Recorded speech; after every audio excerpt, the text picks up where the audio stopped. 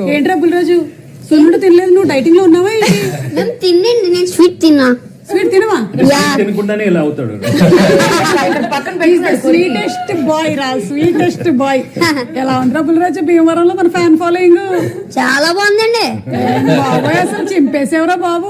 Especially Venkatesh గారు ఆ dance step ఉంది కదా, ఏదో ఒకసారి ఆ డైలాగ్ వదులు.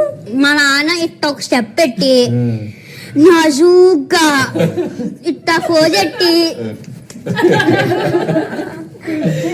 అంటే వెంకటేష్ గారి ఈ స్టెప్పుల గురించి కానీ, లేకపోతే ఈ చేయి పైకెత్తితే పట్టేస్తుంది, టైట్ అయిపోతుంది అనే ఐడియా ఏంటండి? ఎవరికైనా యాక్చువల్లీ జరిగిందా సెట్ లో అని నాకు డౌట్.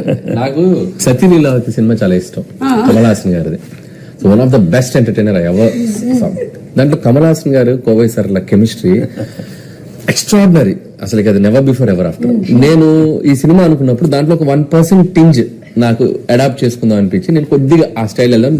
దాంట్లో ఇన్స్పైర్ అయిన ఒక కైండ్ ఆఫ్ గెస్చర్ అది. సో దాంట్లో అట్లాంటి చిన్న చిన్న భలే బ్యూటిఫుల్ గా ఉంటాయి వాళ్ళిద్దరి మధ్య అండర్స్టాండింగ్. సో అది నేను కొద్దిగా మార్చుకొని కొద్దిగా వెంకీ గారి బాడీ లాంగ్వేజ్ కి కొద్దిగా అడ్జస్ట్ చేసాం. అది బాగా పేలింది. అది చెప్పగానే తెలిసిపోయింది. అనిల్ చెప్పాడు ఇలాంటిది ఏదో అంతే.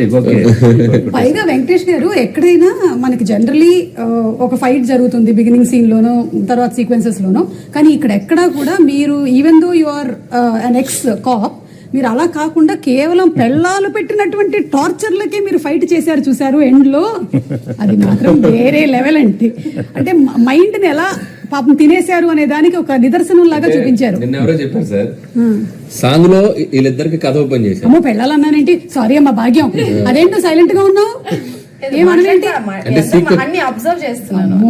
లీడ్ ఇచ్చారు. ఓకే చెప్పండి. అంటే సాంగ్ లో కథ ఓపెన్ చేసాం, ఫైట్ లో కంక్లూడ్ చేసాం.